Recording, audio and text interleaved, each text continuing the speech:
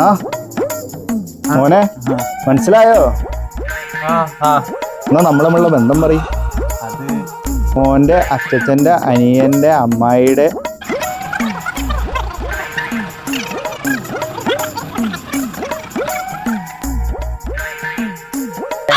മനസ്സിലായോ? ആ ഇപ്പത്തെ പിള്ളേർക്കൊന്നും ഒന്നും അറിയില്ലേ. ഏതാ ചങ്ങായി? ആരൊക്കെ അറിയാ? പിന്നെ എന്തിനാ നിങ്ങള് തലാട്ടിയത്?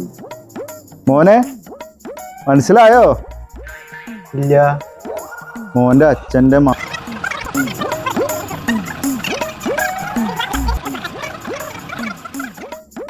അങ്ങനെ മോനെ ഇപ്പൊ മനസ്സിലായോ? ഇല്ല, മനസ്സിലായില്ല. മനസ്സിലായില്ലേ?